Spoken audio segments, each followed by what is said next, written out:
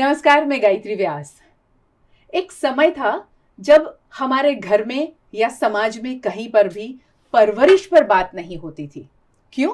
क्योंकि हमारे घरों में दादा दादी, नाना नानी और हमारे माता पिता हमेशा हमें इस तरह से हर चीज को सिखाते थे कि हम गलती करने से पहले वही बात याद करते थे जो हमें बताई थी। चाहे हम एक छोटी सी बात हो कि मम्मी पापा के देखे बगैर केला खाना है, उस वक्त केला ही था क्योंकि चॉकलेट नहीं थी, केला खाना है, तो भी हम सोचते थे कि मम्मा आ जाएगी या पापा होंगे घर में तो पूछ के हम ये काम करेंगे।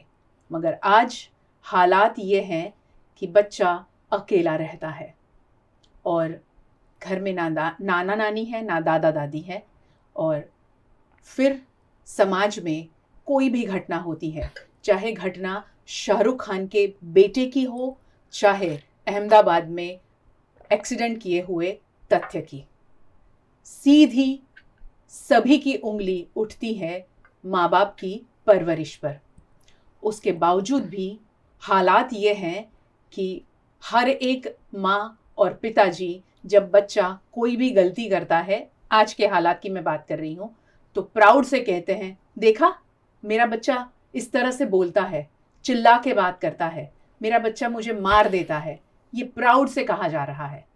तो आप सोचिए, मैंने बात की एक समय के परवरिश की जो शायद मेरे समय में थी और जो मुझसे भी बड़े मुझे देख रहे हैं उनके समय की थी, और आज हम जब माँ बाप बने हैं तो हम वो परवरिश शब्द शायद भूल गए हैं। और यही वजह है कि आज इस मुद्दे पर बात करने की ज़रूरत आन पड़ी है, बार बार बात करने की ज़रूरत आन पड़ी है, और VNM उस पर हमेशा काम करता आया है। आज हमारे स्टूडियो में परवरिश पर बात करने के लिए हमने बुलाया है डॉक्टर मेघा जोशी को, जो विद्यानगर से यहाँ पर इस सेशन के लिए आई है, जो एक चाइल्ड साइकोलॉजिस्ट हैं और बहुत लंबे अरसे से इसी फील्ड में काम कर रही है। मेघा जी, बहुत स्वागत है आपका। Thank you so much Gayatri बहन। उनकी स्माइल ही बता देती है कि वो कितने आसानी से हर बच्चे को या फिर किसी भी पेरेंट को समझाती होगी अपने काउंसलिंग सेशन के दौरान। तो आज बहुत सारी बातें वो हमें समझाने वाली हैं, बताने वाली है। पहला सवाल जी, परवरिश क्या है?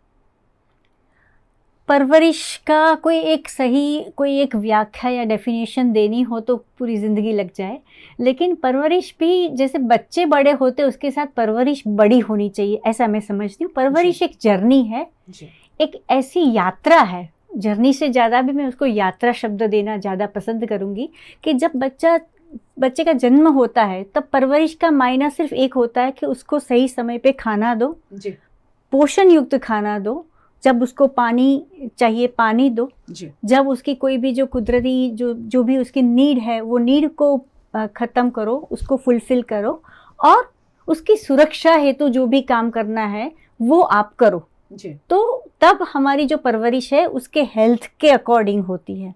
बच्चा जब शिशु अवस्था, शैशव में से बाहर निकल के बचपन में जाता है तो परवरिश में आता है, जिसको हम मैनरिज्म बोलते हैं, जिसको हम संस्कार बोलते हैं, कि जब हम पहली बार उसको बोलते कि बेटा दूधू नहीं मिल्क बोलते हैं, बेटा जय श्री कृष्ण बोलते, बेटा बड़े हैं तो नमस्कार करते। ये जो सब चीज़ हम घर की जो भी आदतें हैं, हम हमारे घर के जो भी एक प्रणाली है, जो भी परंपरा है, वो हम सिखाते, जिसको हम परवरिश का नाम दे सकते हैं। उसको स्कूल जाने के पहले हम उसको सज्ज करते हैं, तैयार करते हैं कि अब आप स्कूल में जाओगे। तो एक नई ज़िंदगी के लिए जो भी शुरुआत है, जो भी प्रिपरेशन है, दैट इज़ परवरिश। बट वो रह नहीं जानी चाहिए, वो वहाँ पे स्टॉप नहीं हो जानी चाहिए। जब बच्चा बड़ा होता है तो परवरिश की जो रीत बात है उसको भी चेंज होना पड़ेगा। तो होता क्या है ज़्यादातर कि पेरेंट्स वहीं पे रह जाते हैं, जब बच्चा 12 साल का हो जाता है, 14 साल का हो जाता है, 15 साल का हो जाता है, और पेरेंट्स बोलते हैं कि हमारे लिए तो अभी भी तू वही मोंटू और पिंटू है, तू हमारा छोटा सा बच्चा है। पर बच्चा तो बड़ा हुआ है, तो परवरिश बड़ी होनी चाहिए। हम जब बोलते हैं ना कि माता पिता को मित्र बनना चाहिए, तो मित्र कहाँ पे बनना चाहिए और कहाँ सिर्फ माता पिता ही बनना चाहिए। तो वेयर टू स्टॉप और वेयर टू इनिशिएट, वो जहाँ पे एक टेक्निक्स जो है जिसको हम अभी मॉडर्न स्टाइल में पेरेंटिंग स्टाइल बोलते हैं, पेरेंटिंग स्टाइल और कुछ नहीं है, सिर्फ इतना है कि जब जब बच्चे की जो नीड हमको पता है और बच्चे के आसपास का जो भी माहौल है हमको पता है, तो माहौल के लिए बच्चे को हम कैसे प्रिपेयर करते हैं वो हमारी परवरिश है। ओके।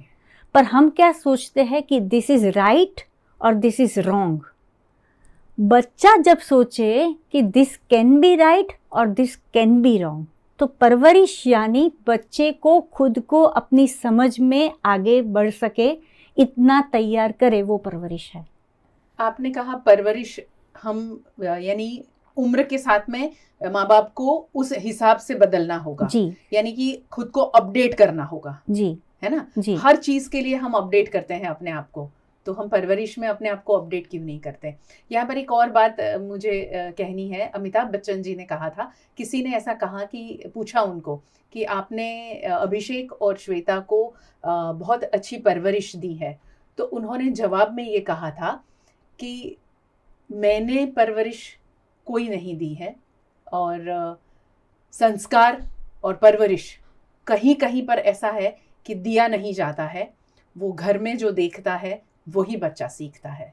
तो परवरिश और संस्कार वाली जो ये बात है, उन्होंने ये उनका डेफिनेशन हाँ, और ज़्यादातर जब हम छोटे थे तो कोई भी छोटे बच्चे को बोलते कि बड़े होके क्या बनेगा, तो एक ज़माना था कि बच्चे के लिए रोल मॉडल उसके पेरेंट्स रहते थे। और आज अगर मैं 50 बच्चों को भी पूछूं क्वेश्चन और आंसर में मुझे या डैडी या मम्मी का नाम मिले तो बहुत अच्छा है, पर हो नहीं रहा है, क्योंकि कहीं पे ऐसा है कि बच्चे के लिए हो सकता है कि बाहर का माहौल बहुत ज़्यादा ही उसमें मैग्नेटिक पावर है कि mummy papa taken for granted भी हो जाते हैं, पर यह है कि मम्मी पापा का जो रोल है वो रोल कैसे चेंज होता जा रहा है।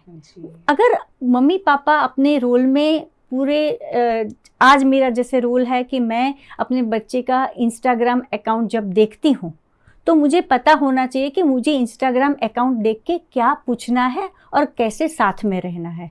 तब मुझे ये अगर मैं बोलूँ कि तेरा इंस्टाग्राम अकाउंट क्यों है, तो फिर कहीं पे मेरा परवरिश में मेरे मार्क्स कट हो जाएंगे। जी जी जी, फिर वो आपसे छुपाने लगेगा। हाँ, क्योंकि हम अपने, जैसे आपने अभी बोला कि हम अपडेट होते जा रहे हैं, हम अपने स्मार्टफोन में भी एवरी 6 मंथ हमको वो मशीन खुद बोलता है कि आपको अपडेट करना पड़ेगा वरना ये नहीं चलेगा जी। तो फिर पेरेंट्स को भी अपडेट होना पड़ेगा।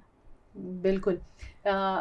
अभी जैसे मैंने इंट्रो में भी जिक्र किया जी कि जो हालात खड़े होते हैं, कोई भी गलती बच्चा करता है, वो तो पहले भी था, अभी भी वही है कि बच्चे ने गलती की, सीधी उंगली उठती है पेरेंट्स पे कि आपने उसे सही परवरिश नहीं दी, आपने उसको सही माहौल नहीं दिया। कितने सहमत हैं आप? हाँ, वो तो वैसे अगर हम कानून देखें तो 18 साल से कम बच्चे ने अगर कार का ड्राइव किया और वो कार का एक्सीडेंट हुआ तो जेल उसके पिता को होती है, ना ही वो बच्चे को होती है। तो वो तो है कि भाई माता पिता का जो रोल है वो तो है ही, जिम्मेदार है ही पेरेंट्स। पर हाँ, अभी वो एक दूसरा पहलू जो ऐड हुआ कि जो माहौल बना है, खास स्मार्टफोन, इंटरनेट, सोशल मीडिया का जो इंटरफियरेंस है उसमें कहीं ऐसा है, और जो कंपटीशन है कि भाई दोनों पेरेंट्स को कमाने जाना पड़ता है, it is not their wish, sometimes उनको खुद को जाना पड़ता है तो बच्चे को टाइम कम दे सकते हैं, तो वो एक दो एक्सक्यूज़ हम बाय डिफ़ॉल्ट उनको दे सकते हैं। लेकिन हाँ, जिम्मेदारी तो है। अब 5 साल की मेरी बेटी अगर है और मैं उसको डांस सिखाना चाहती हूँ, तो मैं रियलिटी शो आप देखते ही होंगे तो आपको पता है कि 6 साल की लड़की को मैं मुन्नी बदनाम हुई का डांस करवाती हूँ, और करवाते वक्त मैं बोलती हूँ कि बेटा आपके जो एक्सप्रेशन है ना उसमें ये आना चाहिए, उसमें ये आना चाहिए। तो मैं 6 साल की बच्ची को सब एक्सप्रेशन सिखा देती हूँ। जब वो 16 साल की होती है तब मैं कंप्लेन करती हूँ कि मेरी बच्ची ये एक्सप्रेशन करती है, पर जब 6 साल की थी तब भी मैंने उसको सिखा दिया है कि लड़के के साथ ये जो डांस कर रही है उसमें बॉडी को यहाँ से हिलाना है। आप देखना कि राइम्स पोएट्रीज, नर्सरी राइम्स का ज़माना जा रहा है जी। जब बच्चा छोटा होता है, मैंने बहुत सारे घर में देखा है कि अगर कार्टून चल रहा है तो किसी की हिम्मत नहीं है कि वो चैनल चेंज करे जी। तो जी। रिमोट कंट्रोल आप 3 साल के बच्चे को दे देते हो, तो वो रिमोट कंट्रोल जिसको कंट्रोल लेने की आदत पड़ गई है, वो फिर एडोलेसेंट में कैसे दूसरे किसी को कंट्रोल दे पाएगा। जी जी। तो बहुत छोटी चीज़ें होती है जो बचपन से अगर वो घर के माहौल में अगर सेट हो जाए तो शायद जो पछतावा जो है वो कम होगा। जी जी। कितनी छोटी सी बात में कितना बड़ा मैसेज आपने दिया कि एक बच्ची को अगर डांस में आप भेजना चाहते हैं तो आप कैसे सॉन्ग पे और कैसा डांस करवाते हैं वो आपको डिसाइड करना है कि आपकी परवरिश में वो गलत नहीं है। डांस सिखाना गलत नहीं है, जैसे मेगा मैम वही कह रही है कि डांस सिखाना कहाँ गलत है, मगर आप उसे किस तरह उसे सिखाना चाहते हैं और किस तरह आप रियलिटी शो में ले जाते हैं और वहाँ पर जो माहौल मिलता है वो जो सीखते हैं आगे उसका क्या इम्पैक्ट होगा उनकी लाइफ पर, उनकी लाइफ जर्नी पर, वो उस वक्त सोच लेना पड़ेगा कि आप उसे dance as a dance career आगे बढ़ाना चाहते हैं तो दूसरे भी बहुत सारे एरियाज हैं वैसे डांस आप करा सकते हैं। मैंने अक्सर सुना है, देखा है कि छोटा बच्चा हो या बड़ा बच्चा हो, हमारे पेरेंट्स ने हमें मैंने सुना नहीं है ऐसा कहते हुए कि मेरी बेटी या मेरा बेटा मेरी सुनता नहीं है। और आज माहौल ऐसा है कि छोटा, बिल्कुल छोटा बच्चा है, वो गया है मॉल में शॉपिंग के लिए माँ बाप के साथ में, वो कहीं से कोई भी चीज़ उठाता है, कुछ भी करता है, कोई उसे आके कहता है कि आपका बेटा ये क्या करे, वो सुनता ही नहीं है मेरा, वो सुनती ही नहीं है मेरा। तो क्यों ऐसा? जैसे उसमें भी दो, मुझे वैसे फाइनेंशियल या इकोनॉमिक क्लास में उसमें डिफरेंशिएट नहीं करना है, लेकिन मैं करके दिखाऊं तो शायद वो क्लियर हो जाए कि हमने बहुत सारी चीज़ में बच्चों को जो रियल लाइफ के जो संघर्ष है जो वो बच्चों से हम हाइड करते हैं कि जो भाई मैंने जो देखा है जीवन में जो भी संघर्ष है वो तुम्हें नहीं देने हैं, तो हम एज ए पेरेंट हमको लगता है कि हम बच्चों को सब गुडी पिक्चर दे दें, अच्छा पिक्चर दे दें। तो जो ज़िद है कि ये चाहिए, ये करना है, तो उसके पीछे का जो सिक्के की जो दूसरी पहलू है, जो दूसरी बाजू है, वो कभी हम बच्चों को नहीं देते हैं। तो उससे क्या होता है कि बच्चों को बहुत इजी लगता है, सब चीज़ बहुत इजी लगती है। पानी पीना है, पानी ले लिया, ख़त्म बात। अब पानी के बदले मुझे कोल्ड ड्रिंक ही चाहिए। तो वो जो डिफरेंस है, वो डिफरेंस में हमको वहाँ बीच में इंटरफियर करना है। दैट इज़ परवरिश। कि जब आपको पानी की तरस लगती है तब आप पानी पीते हो, 50 रुपीज़ का कोल्ड ड्रिंक पीते हो कि 250 रुपीज़ का कोल्ड ड्रिंक पीते हो। तो वो जो है जहाँ पे इंटरफियरेंस है हमारा जो पेरेंट्स का होना चाहिए वो तब नहीं होता है, क्योंकि हमको ऐसा लगता है कि हमारा बच्चा सब पेरेंट्स के लिए उसका बच्चा राजकुमार और राजकुमारी है। लेकिन एक एज के साथ उसको वो सिखाना पड़ेगा कि इसका दूसरा पहलू ये है, एक। और दूसरा कि जो हम बोलते हैं वो बच्चा बहुत अच्छा ऑब्जर्वर होता है, तो वो जो हम बोलते हैं कि ये हमको करना चाहिए, ये हमको करना नहीं चाहिए, तो क्या हम खुद करते हैं? बच्चा विल बी जस्ट, वो पहले 5 साल से कम बच्चे अगर आप देखो तो दे विल डेफिनेटली वो आपको देख के ही सीखते हैं जी। फिर आपको सुन के सीखते हैं जी। फिर दूसरों को सुन के देख के सीखते हैं, और फिर वो कंपेयर करते हैं कि पिंटू की मम्मी तो ये करती थी और तू तो ये करती है।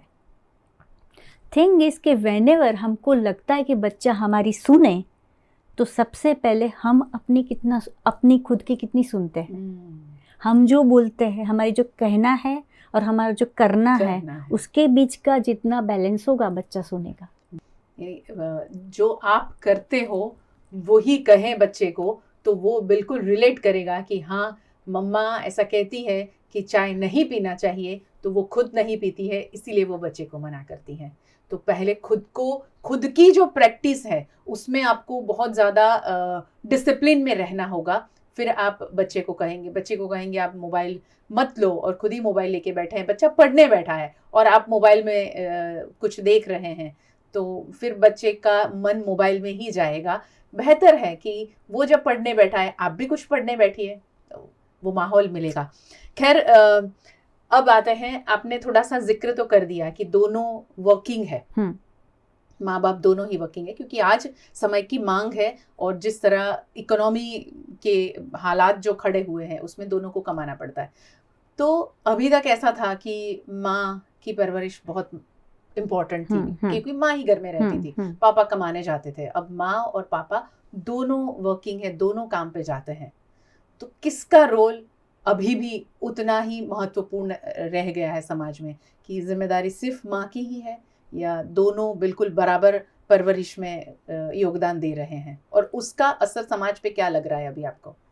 आदर्श जो बोले अगर जी, तो वो है कि माँ का रोल ज़्यादा है जी, और अभी का मॉडर्न लाइफ का आदर्श बोले तो parenting should be partnership between both male and female, father and mother. But feminism को जरा भी छूना नहीं चाहिए इस बात में। और मैं खुद एक माँ भी हूँ, एक साइकोलॉजिस्ट भी हूँ, एक वर्किंग वुमेन भी हूँ, और मैं बोलती हूँ कि नहीं, माँ का रोल पिता के रोल से ज़्यादा, अगर कंपेयर करें तो माँ का रोल ज़्यादा है ही है। 18 साल का बच्चा हो, उसका जो ये डेवलपमेंटल स्टेज है, वहाँ पे माँ का रोल अगर पिता से ज़्यादा है तो वो रखो, अपने पास रखो, उसमें दूसरे इक्वेशन लाने की ज़रूरत नहीं है। अभी का जो मेरे पास काउंसलिंग केसेस आते हैं उसकी मैं अगर बात करूँ तो कि भाई ज़्यादातर ये माता पिता जब वर्किंग होते हैं तो ये उनके खुद के जो इक्वेशंस है वो बच्चे पे आ जाते हैं कि तू भी टाइम नहीं देता है, तू भी टाइम नहीं देता। जब बच्चे का मैथ्स में कम मार्क आते हैं तो फादर बोलता है कि तेरे पे गया है। अगर बच्चा कोई शैतानी करता है तो मदर बोलती है कि तेरे पे गया है। तो माता पिता का रोल अगर कोई एक है, that is called mutual understanding. जो भी आप निर्णय लेते हो, जो भी आप डिसीजन लेते हो, वो डिसीजन बच्चे के साथ में, बच्चे के इन फ्रंट ऑफ बच्चा। आई एम नॉट टॉकिंग कि सब आदर्शी हो, सबको एक दूसरे के साथ बहुत बनना चाहिए, लेकिन बच्चे का अगर कुछ निर्णय है तो वो निर्णय दोनों का एक निर्णय हो, वो एक आदर्श परिस्थिति मुझे लगती है। बाकी अगर आपने बोला कि जिम्मेदारी किसकी ज़्यादा है, तो मैं बोल सकती हूँ कि माता को जिम्मेदारी लेने में साहजिक होता है, उसके लिए फादर को थोड़ा ज़्यादा एफर्ट करना पड़ता है। बट नावेडेज ये जो मॉडर्न कपल्स है बहुत अच्छी तरह से वो एडजस्ट भी कर लेते हैं, एक दूसरे का टाइम मैनेज कर लेते हैं कि भाई आज इसकी बोर्ड मीटिंग है, मैं पेरेंट मीटिंग में जाऊंगा, इफ़ यू आर बिजी मैं कर लूँगी, तो वो चलता रहता है जी। But when it comes to certain age के 10 साल से छोटे बच्चे हैं तो माँ को बोलने में, माँ को समझाने में ज़्यादा कंफर्टेबल होते हैं जी। यानी माँ और आई थिंक बच्चे भी माँ के साथ में ज़्यादा कंफर्ट महसूस करते हैं, और माँ भी कंफर्ट महसूस करती है। और एक हम हमेशा हमारी एक आदत होती है कि पुराने ज़माने में ये था, अभी ये है, तो एक मैं सिर्फ उसमें एक ऐड ऑन कर दूँ कि हम पहले के जो थे उसमें फादर कहीं ना कहीं विलन प्रूव होते थे। पापा ने कही देश, पापा डांटेंगे, पापा को अच्छा नहीं लगेगा, तो हमारे घरों में क्या था कि फादर फिगर को एक बड़ा दे देते थे स्टेटस, और माँ छूट जाती थी, माँ बच्चे के गुड बुक में रहती थी। मुझे तो कोई प्रॉब्लम नहीं है तू पिकनिक में जाएगा, तो मुझे कोई प्रॉब्लम नहीं है कि तू ये शॉर्ट कपड़े पहन के पार्टी में जाएगी, लेकिन पापा को अच्छा नहीं लगेगा। अब नहीं चलेगा बच्चों के पास ये करना। अगर शॉर्ट कपड़े पहन के रात को 10 बजे आपकी बेटी को पार्टी में नहीं भेजना है तो टेक रिस्पॉन्सिबिलिटी, दोनों साथ में रिस्पॉन्सिबिलिटी लो। हमको ये अच्छा नहीं लगेगा, अगर पार्टी में जाना है तो हम साथ में आएंगे, whatever it is up to them, जाना नहीं जाना नहीं। लेकिन जब डिसीज़न आता है तो फादर गुड बुक में आ जाते कि तेरी मम्मी ने ये कहा है, मदर गुड बुक में, बच्चे के गुड बुक में आ जाती है तेरे पापा ने ये किया है, तो बच्चा उसका बहुत ही अच्छी तरह से उसका लाभ ले सकता है, क्योंकि उसको पता चल गया कि कहीं ना कहीं मम्मी पापा में ही कोऑर्डिनेशन नहीं है, उसका फ़ायदा उठाता है। अक्सर हमने देखा है और अक्सर हम ये महसूस करते हैं कि एक बच्चा कहता है कि मेरे पापा ने मना किया तो मैं पार्टी में नहीं आऊँगी, मेरी माँ तो तैयार है, मेरी मम्मा तो मना नहीं करती मगर मेरे पापा हमेशा मना करते हैं।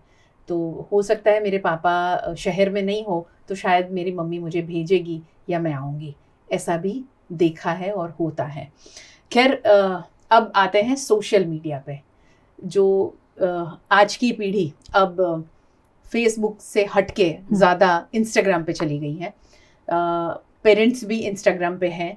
एक समय था जब फेसबुक पे अपने बच्चे को पेरेंट नहीं जाने देते थे, फेसबुक अकाउंट ओपन नहीं करने देते थे, मगर आज माहौल ये हो गया है कि हर बच्चा, यानी आप समझिए ना कि 6-7 साल का लड़का और लड़की उनके इंस्टाग्राम अकाउंट से रील्स बनाकर पोस्ट करते हैं और इतनी सारी देर तक उनको सोशल मीडिया पर बिजी रहना बहुत ज़्यादा पसंद है।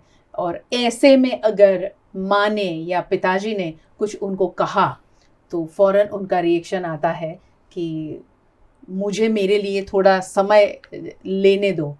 तो उस वक्त एक पेरेंट और परवरिश की भाषा क्या होनी चाहिए कि सोशल मीडिया उनके ऊपर हावी ना हो ज़्यादा और आसान रहे माँ बाप को सुनना और माँ बाप का उनको कहना। इंस्टाग्राम या कोई भी सोशल मीडिया अकाउंट क्या देता है वो हमको, वो क्वेश्चन का आंसर हर एक पेरेंट्स को और हर एक एडल्ट को पता होना चाहिए जी। तो क्या देता है?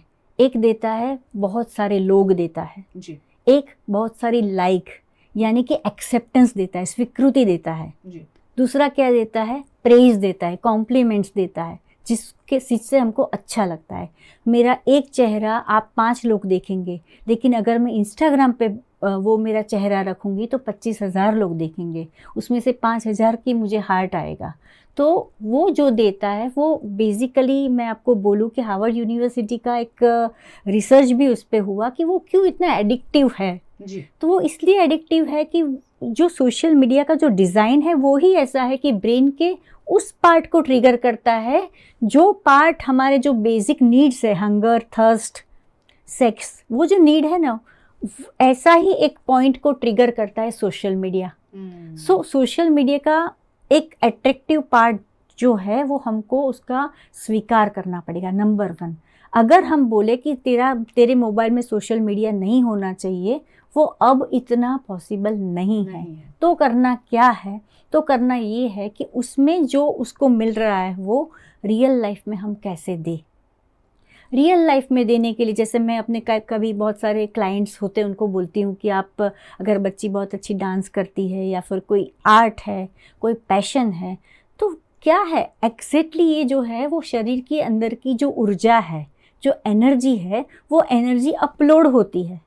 अगर वो एनर्जी सही में वास्तविकता में अगर वो एनर्जी यूटिलाइज हो तो शायद हो सकता है कि वहाँ का टाइम बहुत ही कम हो जाए क्योंकि उसको रियल लाइफ में सक्सेस मिलनी शुरू होगी।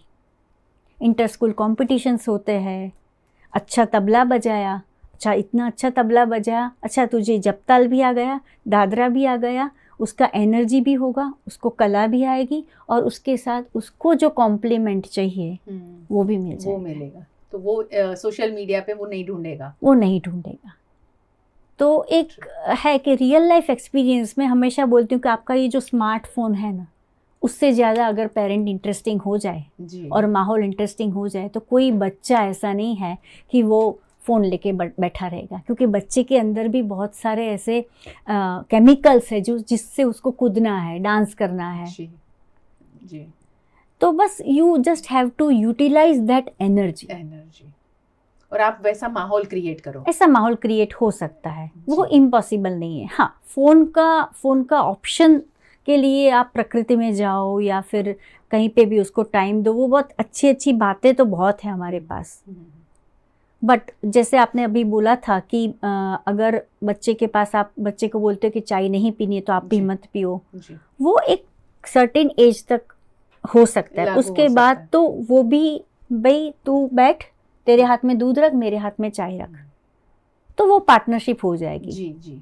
बट बचपन में जब हमें सिखाना है तब आप कंट्रोल करें और उनको सिखाएं। बिल्कुल। आखिर में क्या संदेश देंगे पेरेंटिंग पर, जो बहुत आसान हो और वो सिर्फ शब्द ना हो, वो फिजिबिलिटी के साथ में हर एक व्यक्ति उसको अपना सके। सबसे पहला जो हम लोग सब साइकोलॉजिस्ट बोलते रहते हैं वो होता है क्वालिटी टाइम, जी सबसे पहला। लेकिन मैं ऐसा बोलती हूँ कि एक दूसरे को समझने का जो एक होता है कि आप ज़्यादातर बच्चे को समझने की ज़्यादातर ट्राई करो, जी तो जितना उसको समझोगे, हम ज़्यादातर शब्द इसके लिए यूज़ करते हैं एम्पैथी, जी कि समानुभूति। आप वहाँ जाके देखो, अगर मेरे सामने आप नहीं पर वो बच्चा बैठा है तो मैं अपने हिसाब से आपको नहीं समझूं, मैं आपके हिसाब से आपको समझूं। जी जी जी जैसे मैं हर वक्त बोलती हूँ कि अगर आज मेरी बोर्ड की एग्ज़ाम होती तो शायद इतने मार्क्स नहीं आते, क्योंकि आज मेरे पास स्मार्टफोन है। जी तो हम भी समझ सकते कि ये माहौल में अगर हम बड़े होते तो क्या होता। तो परवरिश के लिए अभी जो ज़रूरत है कि उसका जो भी वातावरण है उसको समझ के आप अच्छे से अच्छा क्या उसको दे सकते हो। आप अच्छा माहौल यानी क्या माहौल, कि उसकी नीड के अनुसार आप कंपनी कैसी देते हो। जी कंपनी यानी ब्रांडेड चीज़ नहीं, बस यही है कि उसको समझो और उसको भी जो दुनिया को समझ सके ऐसा माहौल उसको दो। बहुत शुक्रिया मेघा जी, बहुत अच्छी आपने बातें बताई है। और आज जब बच्चे को खुश करने के लिए हम मॉल में शॉपिंग के लिए ले जाते हैं और ब्रांडेड कपड़े दिलाते हैं, गलत नहीं है। मगर मेघा जी ने कहा, वो बहुत सटीक बात कही है कि सिर्फ ब्रांडेड कपड़ों से हम परवरिश नहीं दे सकते, उनको खुश नहीं कर सकते, उनको वो माहौल नहीं दे सकते जो हम चाहते हैं। मगर साथ साथ में एक ऐसा तालमेल बनाने की कोशिश करें कि बच्चा ये ना सोचे कि आप में और मुझ में एज में इतना डिफरेंस है। अपने आप को पूरे ये वार्तालाप में एक बात जो मुझे बहुत अच्छी लगी है वो मैं आखिर में ज़रूर बताऊंगी, अपडेट रखें, खुद को अपडेट रखें और बच्चों को जहाँ ज़रूरत है वहीं दोस्त बने, बाकी पेरेंट बनकर रहे। बहुत शुक्रिया हमारे साथ जुड़ने के लिए। वीएनएम टीवी का यूट्यूब चैनल सब्सक्राइब करें, वीएनएम टीवी का फेसबुक पेज लाइक करें, फॉलो करें, इंस्टा, ट्विटर। वीएनएम टीवी का वेबसाइट है जहां आप खबरें पढ़ सकते हैं। और वीएनएम टीवी अब जियो फाइबर इंटरनेट के जरिए टेलीविजन पर आप तक पहुंच रहा है, चैनल नंबर 498 के जरिए। जुड़े रहे वीएनएम के साथ। नमस्कार।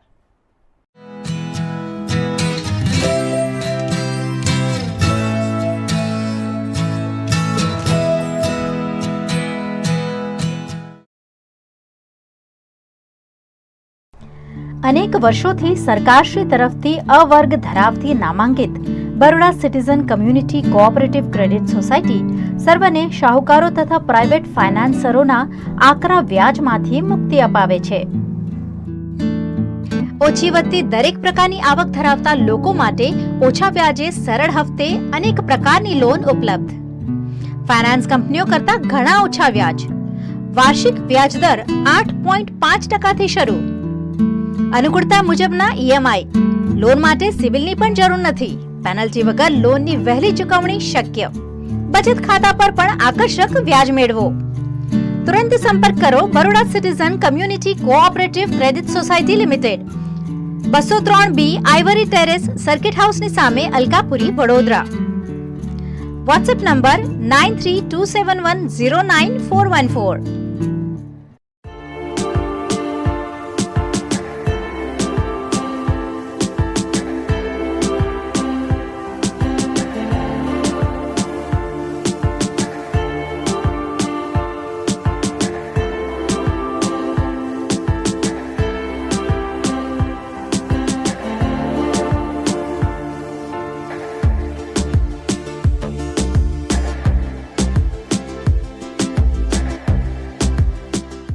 भारत ले रहा है इलेक्ट्रिक अंगड़ाई। क्यों ना हम साथ चले, साथ चले, साथ बढ़े, साथ बढ़े, देश मेरे, देश मेरे।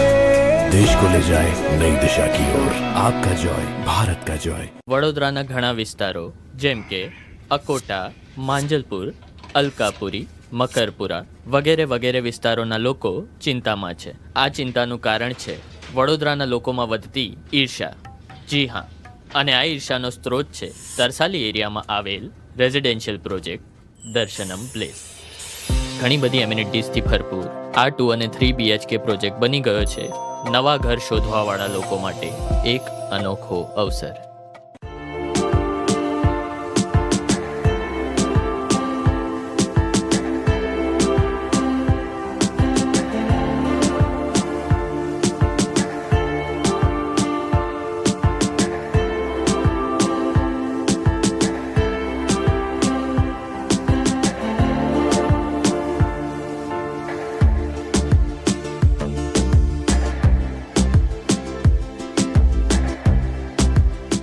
भारत ले रहा है इलेक्ट्रिक अंगड़ाई.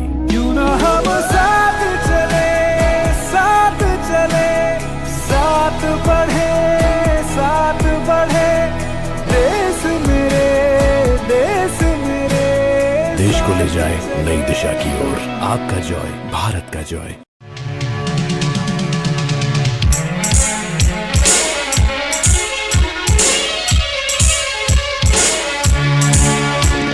नमस्कार, मैं हूं मयूरिका और आप देख रहे हैं वीएनएम टीवी.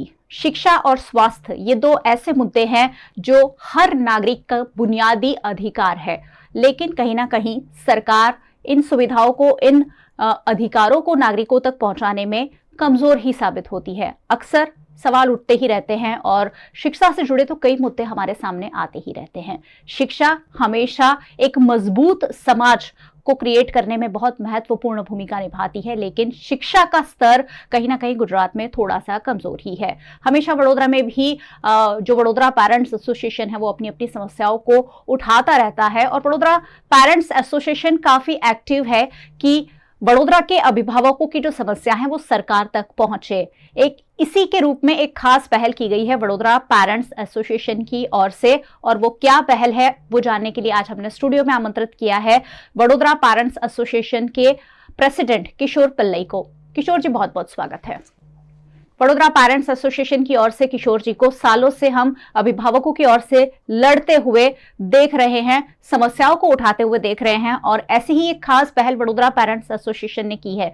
सर, क्या है आपका इनिशिएटिव? वेबसाइट हम लोग ने 15 अगस्त इंडिपेंडेंस डे को हम लोग ने डेडिकेट किया जी. वडोदरा के पेरेंट्स और गुजरात के पेरेंट्स के लिए website dedicate.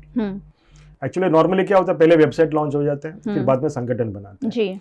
Vadodara parent association 5 साल से लगातार मैदान में रह के पेरेंट्स के लिए अपना इस समस्या को उठा के गवर्नमेंट में रजूआत किया. उनको एक हद तक हम लोग ने सोल्यूशन भी देने में कामयाब हुआ.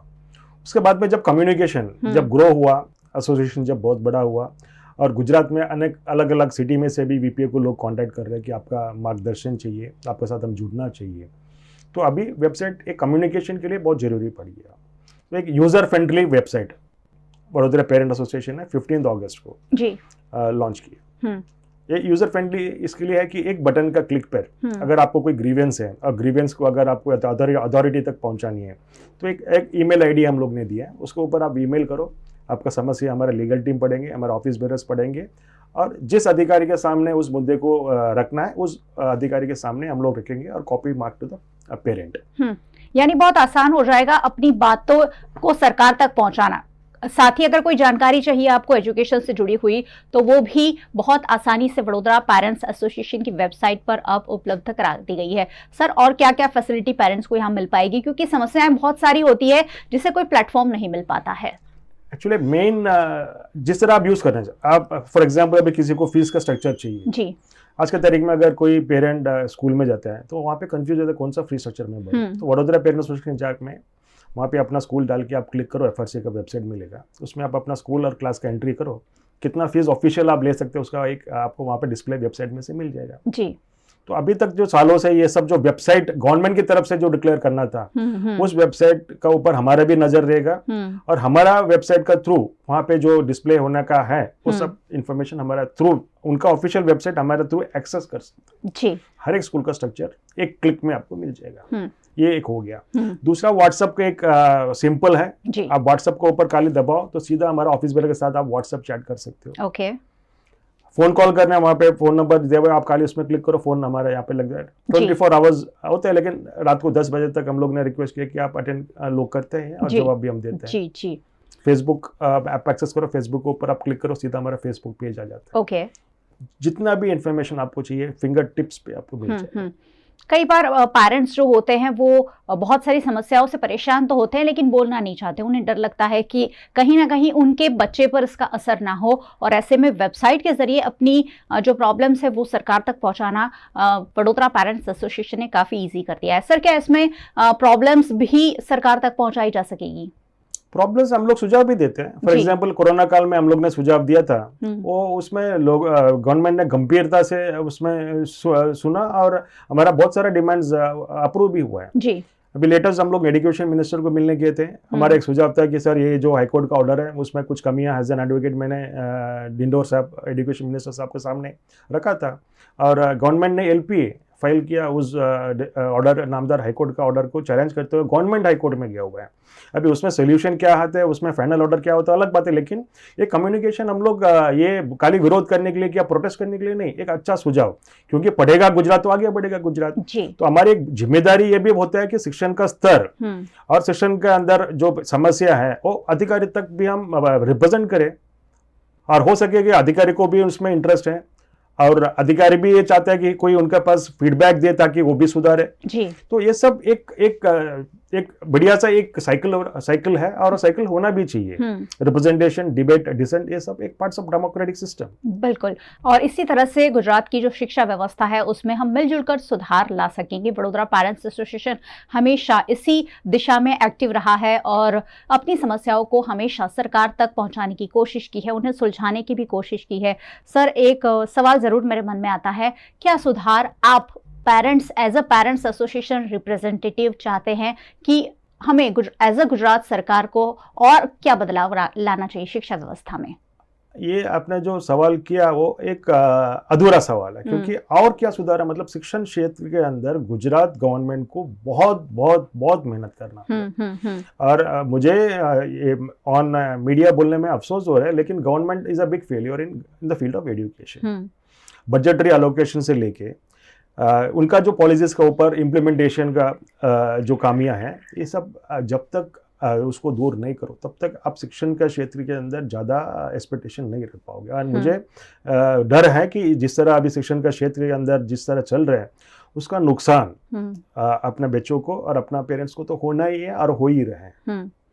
सरकारी स्कूलों का मुद्दा ज़रूर सर मैं उठाना चाहूँगी। आपको लगता है सरकारी स्कूलों को हमें कहीं ना कहीं और मजबूत करना होगा ताकि हर तबके के लोगों को, हर तबके के बच्चों को अच्छा एजुकेशन हम दे पाएँ? बिल्कुल बिल्कुल। बजटरी एलोकेशन, मैं बार बार मुझे जब भी मौका मिलता है मैं बोलता हूँ बजटरी एलोकेशन स्टेट गवर्नमेंट का हो या सेंट्रल गवर्नमेंट का हो, बजटरी एलोकेशन एजुकेशन में देखे इंफ्रास्ट्रक्चर के ऊपर भी तो इन्वेस्ट करना है। अभी गवर्नमेंट ऑफ गुजरात का बजट अगर एजुकेशन के ऊपर आप स्टडी करोगे, मैक्सिमम अबाउट 85% जो बजट एलोकेशन एजुकेशन में पगार में एडमिनिस्ट्रेटिव एसेंस में जाता है। इंफ्रास्ट्रक्चर के लिए बजट ही नहीं है जी। उसी मकान जो उसी बिल्डिंग जो वर्षों से है, जो गिरने की तैयारी है, lack of toilets and urinal blocks, specially ladies girl students को, और रिसर्च किया है लोगों ने, स्टडी किया, एनजीओस ने स्टडी किया कि गर्ल स्टूडेंट्स का ड्रॉप आउट रेशियो इसके लिए बढ़ रहे हैं क्योंकि उनको सैनिटेशन और सुविधा अन्य सुविधा नहीं हो रहा है जी। तो ये सब ड्रॉप आउट रेशियो और एक कंड्यूसिव एटमॉस्फेयर, इंफ्रास्ट्रक्चर, ये सब जब तक नहीं करोगे तब तक एक जो गैप है, फॉर एग्जाम्पल 1.5 लाख रुपया पर ईयर देने वाले स्कूल का शिक्षण जो अफोर्ड कर सकता है उनका जो लेवल है, और यहाँ पे सरकार स्कूल में जाने वाले बच्चों का जो लेवल है वो निरंतर बढ़ रहा है जी। और जिस तेजी से बढ़ रहे हैं एक सोशल इंटरेस्ट क्रिएट हो सकता है आज नहीं तो कल, क्योंकि डिस्पैरिटी एक प्रोपोर्शन से ज़्यादा ब्लो आउट हो रहा है। इसको गंभीरता से, और मैं गवर्नमेंट को ऊपर टिप्पणी नहीं करूँ, गवर्नमेंट एक जिम्मेदार गवर्नमेंट है, मैं समझता हूँ कि प्रयास कर रहे हैं, लेकिन कहीं ना कहीं उनको फीडबैक बराबर नहीं मिल रहे, या इच्छा शक्ति में कोई फेलियर हो रहा है, या ओवरलोड है, क्योंकि शिक्षण क्षेत्र को भी अन्य क्षेत्र के साथ आप तुलना नहीं कर सकते। इसको इतना नेग्लिजेंट या इतना एक सिली मैटर समझ के आप उसको नेग्लेक्ट भी नहीं कर सकते। तो सीरियसनेस कहीं ना कहीं दिख नहीं रहे। एक शॉर्ट एग्जांपल, मैं सचिवालय गया था, मिनिस्टर साहब के साथ बैठे थे, सेक्रेटरी एजुकेशन सेक्रेटरी के साथ बैठे थे। एफआरसी का रूल्स, उनका जो गाइडलाइंस है उसके बारे में वहाँ पे इंक्लूडिंग सीनियर अधिकारियों को पता नहीं कि वहाँ पे जोगवाई क्या है, उसमें आप क्या कर सकते हैं, कहाँ का उल्लंघन हो रहा है, उल्लंघन है कि नहीं, ये भी आइडेंटिफाई नहीं कर पा रहे। ये गंभीर मामला है। तो हमारे जैसा पेरेंट एसोसिएशन से फीडबैक लेना चाहिए। अभी हमारा मैं आपके साथ एक शेयर करना चाहता हूँ। वडोदरा पेरेंट एसोसिएशन से रजिस्टर्ड चैरिटेबल ट्रस्ट नो charity commission, assistant charity commission ने हमें रजिस्ट्रेशन दिया बॉम्बे पब्लिक ट्रस्ट एक्ट के अंदर। We are registered body. तो हमारे जैसा रजिस्टर्ड बॉडी जो सालों से मैदान में पेरेंट्स के लिए कंस्ट्रक्टिव लड़त जो दे रहे हैं, नेगेटिव नहीं, कंस्ट्रक्टिव पॉजिटिव माइंड से जो हम लोग रिप्रेजेंटेशन कर रहे हैं, हमारे जैसा लोगों को भी उनको कभी न कभी बिठा के हमारे से भी फीडबैक देना चाहिए, क्योंकि हमारे पास लोगों का आवाज आता है, हमारे पास पेरेंट्स का रिप्रेजेंटेशन आता है। तो हमें पता है कि वहाँ पे उनका दुखते नस कौन सा है, उनको समस्या क्या हो रहा है। तो एक कम्युनिकेशन चैनल पेरेंट्स के साथ ओपन अप करने के लिए पेरेंट एसोसिएशन, ऐसा नहीं कि खाली वीपीए को, जितने भी पेरेंट एसोसिएशन है छोटे बड़े, अभी वीपीए बड़ौदा में और गुजरात में सबसे बड़ी ऑर्गेनाइजेशन है, गुजरात में सबसे बड़े पेरेंट एसोसिएशन है। तो छोटे और भी हैं, उनको भी बुलाइए, सबसे फीडबैक लीजिए, और जो अच्छा लगे आपको, जो कंस्ट्रक्टिव लगे उसका तो आप इम्प्लीमेंट कीजिए। जी, यहाँ जितने मेहमान आते हैं ये शिकायत जरूर करते हैं कि सरकार जो है सुनती नहीं है। फीडबैक लेना बहुत जरूरी है, क्योंकि सुझाव आपको पब्लिक में से ही मिल सकते हैं, और तभी एक अच्छा सुधार। सुशासन की बात तो की जाती है, लेकिन सुशासन तभी होगा जब लोगों की बात भी सुनी जाएगी और उसे इम्प्लीमेंट किया जाएगा। सर, वडोदरा पेरेंट्स एसोसिएशन की कोई और पहल के बारे में आप आखिर में अगर बात करना चाहे तो किस तरह से शिक्षा में सुधार के लिए आप लोग प्रयासरत हैं? शिक्षा में सुधार के लिए हम लोग यही है कि एक पैरिटी, क्वालिटी एजुकेशन के ऊपर हम लोग दे रहे हैं। स्कूल्स के अंदर पीटीए रचना करने के लिए, वो भी एक महत्वपूर्ण एक स्टेप है। पीटीए के लिए अवेयरनेस क्रिएट कर रहे हैं।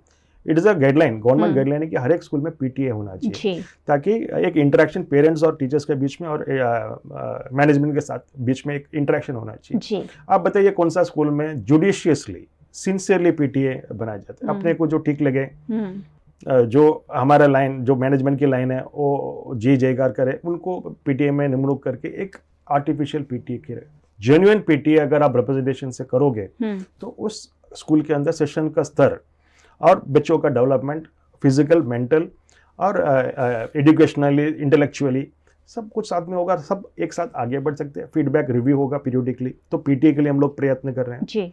और दूसरा ये है कि मतलब एजुकेशन, अच्छी एजुकेशन गवर्नमेंट लेवल पे जी, वो थ्रू म्यूनिसिपल कॉर्पोरेशन हो, स्टेट गवर्नमेंट के अंदर हो, और ज़्यादा स्कूल्स क्रिएट किए। उसके लिए इंफ्रास्ट्रक्चर के लिए बजट एलोकेशन किए। बजट एलोकेशन करीबन 4 या 5% और बढ़ाना चाहिए।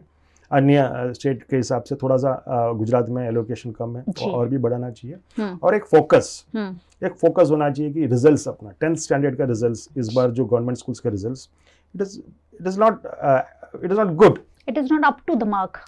So I don't want to criticize, but it is not good and we feel sad कि मतलब ये क्यों ऐसा हो रहा है जी, क्योंकि शिक्षण बिना कुछ नहीं होगा। तो ये थोड़ा सा हमें दुख भी हो रहा है, लेकिन एक आशा भी दिखती है कि आज नहीं तो कल इसमें कुछ सुझाव आएंगे और हमारे भी जो डिमांड्स है और हमारा जो जेन्युइन रिक्वायरमेंट्स है वो सब पूरा गवर्नमेंट करेंगे जी। बिल्कुल, ये आशा जरूर हम रख सकते हैं कि अच्छे दिन जरूर आएंगे, क्योंकि शिक्षा बहुत ज़्यादा महत्वपूर्ण है। मैंने पहले ही कहा कि अगर हम अच्छे भारत का निर्माण करना चाहते हैं तो भारत के बच्चों को, भारत के भविष्य को हमें मजबूत शिक्षा देनी होगी। अच्छा स्किल बेस्ड एजुकेशन अगर हम भारत के छात्रों को दे सकते हैं तभी हम भारत को आगे बढ़ा सकते हैं, और इसके लिए सरकार को ज़रूर सोचना होगा। वडोदरा पेरेंट्स एसोसिएशन जैसे कई एसोसिएशन हैं जो इस मामले लगातार अपनी आवाज़ उठा रहे हैं, और सरकार को ये आवाज़ सुननी होगी। सर, बहुत बहुत शुक्रिया आप हमारे साथ जुड़े, और बहुत बहुत शुक्रिया आप सभी व्यूअर्स का हमारे साथ जुड़ने के लिए। आपको हमेशा जुड़ना है, क्योंकि यहाँ आपसे जुड़े मुद्दे ही हम चर्चा करते हैं। आप VNM को YouTube चैनल पर देख रहे हैं, जरूर देखते रहिए। YouTube चैनल को सब्सक्राइब कर लीजिए अगर नहीं किया है तो, और बेल आइकन प्रेस कर दीजिए ताकि VNM का हर अपडेट लगातार हर घंटे आप तक पहुंचता रहे। अगर आप Facebook पर देख रहे हैं, शेयर जरूर कीजिए, क्योंकि ये बात ऐसी है कि वडोदरा पेरेंट्स एसोसिएशन की वेबसाइट बन गई है, वो पूरे वडोदरा में फैलना जरूरी है, पूरे गुजरात में फैलना जरूरी है, ताकि अन्य पेरेंट्स एसोसिएशन भी ऐसी पहल कर सके। आप हमें OTT platforms Dailyhunt, Vodafone TV, Jio TV और जियो टीवी फाइबर 498 नंबर के चैनल पर 24 घंटे लगातार देख सकते हैं। देखते रहिए VNM, जुड़े रहिए VNM के साथ। नमस्कार।